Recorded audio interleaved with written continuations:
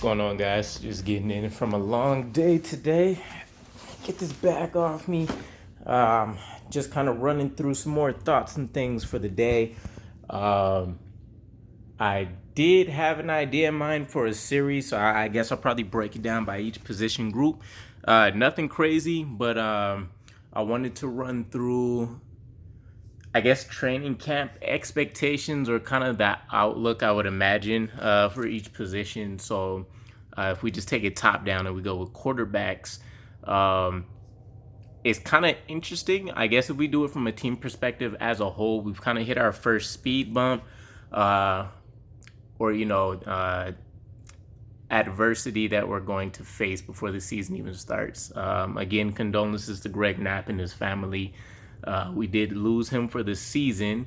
Um, we know LaFleur should do pretty well in his new role. At least that's kind of the projections, the expectations, how things seem like they're going to play out, just based on gut feeling. And I guess if we want to deep dive into like experience stats, how things have ran and what his role may have all consisted in San Francisco. At least that's, the thought.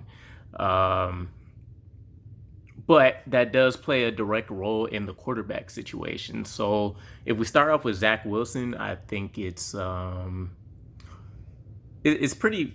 I don't want to say black and white, but we know mini camp, Shorts running around throwing things. He looked excellent. Everybody raved about the mental horsepower again. We had the conversations from Saleh about Wilson, trying to graduate to that 500 class of quarterback mastery.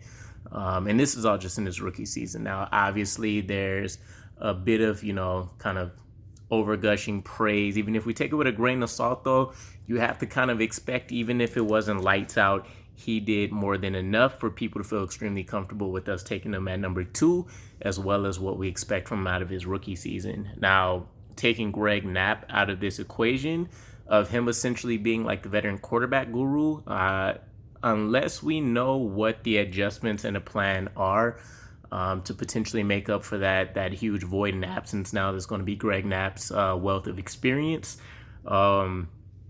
It seems like the focus will shift to LaFleur.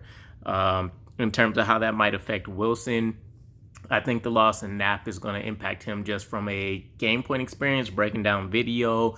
What are some of the things Knapp's seen and how those could apply in like various situations, right? LaFleur will have that, just not to the same degree. You can't really make up, 30 years of experience on the spot like that.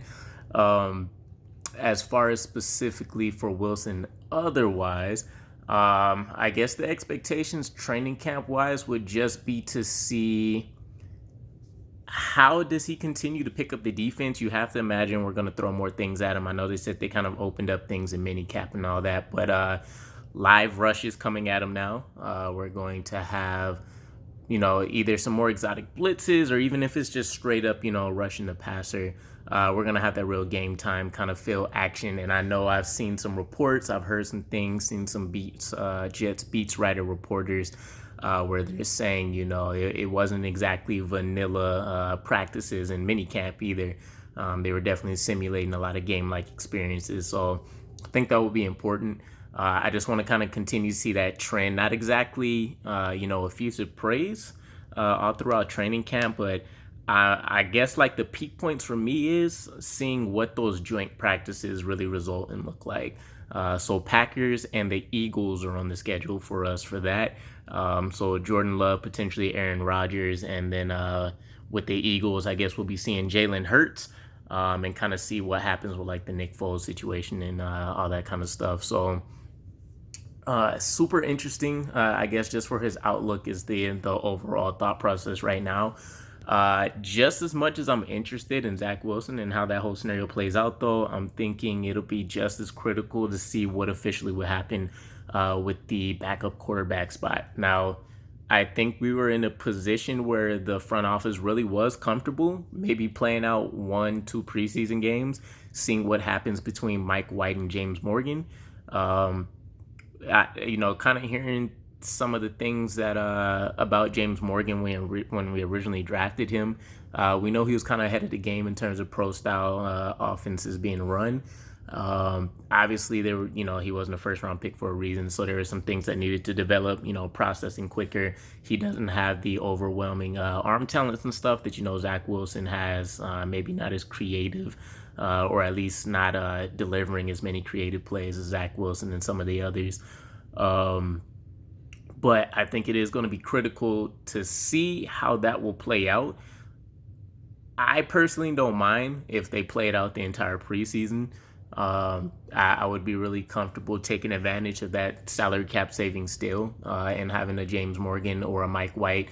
Nobody assumes the starting quarterback is going to get hurt, right? Much improved line amongst everything else. But with everything that's happened with Knapp, whatever the adjustments are made, however we decide to push forward, I think that does put more onus in just making sure we get the most out of the quarterback position. So I can see it still carrying 3, but instead of it being a James Morgan and a Mike White, depending on who wins that number 2 battle, I can see us actually looking for more of a veteran quarterback now. Who that would be, I'm curious to see. I don't imagine we trade and really, waste a piece of important investment for next year's draft or the future, unless, it's maybe like a conditional 6th or 7th. But there's not a lot out there right now. A lot of those options really got kind of, taken and grabbed right before the draft. And we haven't really heard a bunch of anything since. So, ultimately, I think Mike White might have the edge. He's just a little bit more unorthodox and kind of creative, rather than James Morgan. You would imagine James Morgan excelling more in potentially like a Patriots offense, maybe.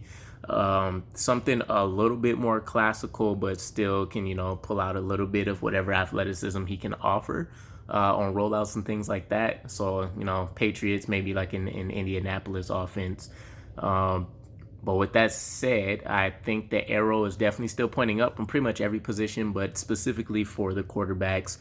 I think that's the biggest takeaway is what kind of adjustments are we going to make, and can we still continue, at least for the starter, expected starter in Zach Wilson, to continue to make those improvements, continue to advance.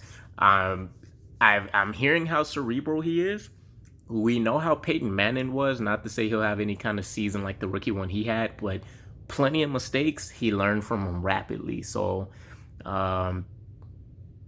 interesting to see how the preseason will go. I think a lot of those live game practices, and we have that green and white scrimmage still that'll take place. I want to see how that works out, but I'm excited for a lot of positions. Can't wait to get into the next group. Probably, in the coming days, I'll probably try to get at least one video out per day. But let me know what your guys' thoughts are. What kind of route do you think we might take? Do you guys think from a coaching position that we do bring in some kind of, quarterback expertise again? Maybe there's somebody else that we can rely on. We haven't really heard a whole lot since the whole fiasco happened. But yeah, I'm curious to see how things play out. Training camp right around the corner, so I can't really say much more than that. But I'm gonna go ahead and call it a day. It's been a long one for me. But drop the comments. Appreciate any support on the video, and as always, go Gang Green. Peace.